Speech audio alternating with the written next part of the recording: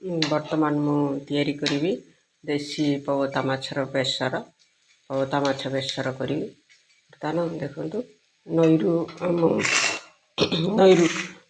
ଧରା ହେଇଥିଲା ପବତା ମାଛ, ଦେଶୀ ମାଛ। ତାକୁ ଆଣିକିରି ମୁଁ ଭାଜି ଦେଇଛି, ଭଲ ଭାବରେ ତାକୁ ଭାଜି ଦେଇଛି।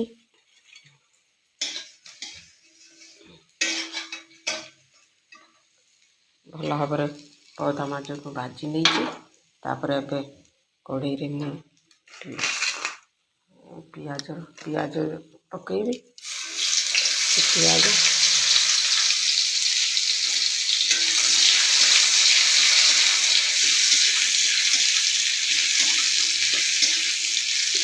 ବର୍ତ୍ତମାନ ପିଆଜ ଭଲ ଭାବରେ ଭାଜି ହେଇଗଲା। ତା ସହିତ ମୁଁ ଏବେ କଞ୍ଚା ଲଙ୍କାକୁ ପକାଉଛି। କଞ୍ଚା ଲଙ୍କା ଟିକେ ଭଲ ଭାବରେ ଭାଜି ହେଇଗଲା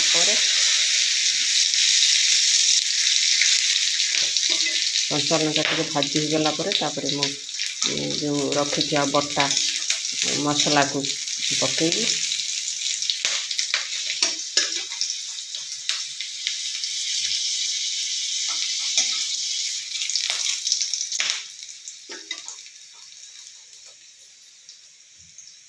ଏବେ ମୁଁ ବଟା ମସଲାକୁ ସବୁ ଦେଇଛି।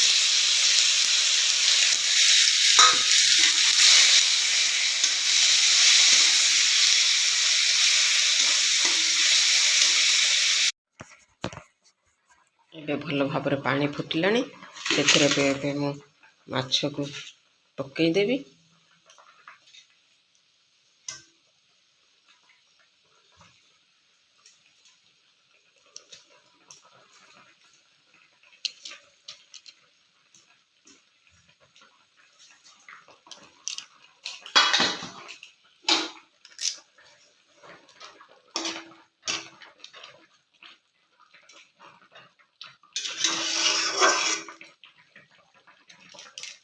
ତାକୁ କିଛି ସମୟ ଭଲ ଭାବରେ ଫୁଟିବା ପାଇଁ ଛାଡ଼ିଦେବି, ଯାହାଦ୍ୱାରା କି ତା'ର ଆମ୍ବୁଲର ଖଟା ଅଂଶଟା ମାଛ ଝୋଳ ସାଙ୍ଗରେ ମିଶିଯିବ।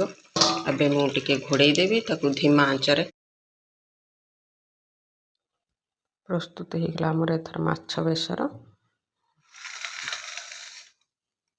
ଦେଖନ୍ତୁ ତା'ର କଲର୍ଟା କେମିତି ଭଲ ଲାଗୁଛି, ଆଉ ମାଛ ମଧ୍ୟ ଗୋଟା ଗୋଟା ରହିଛି, ମାଛ ଭାଙ୍ଗି ନାହିଁ। ଏଇଭଳି ଭାବରେ ଏ ମାଛକୁ ଏମିତି ରାନ୍ଧି ଖାଇଲେ ତାକୁ ଖୁବ୍ ଭଲ ଲାଗିଥାଏ। ଆପଣମାନେ ଏମିତି ପ୍ରସ୍ତୁତ କରି ଖାଆନ୍ତୁ ଓ ସମସ୍ତଙ୍କୁ ଖୁଆନ୍ତୁ।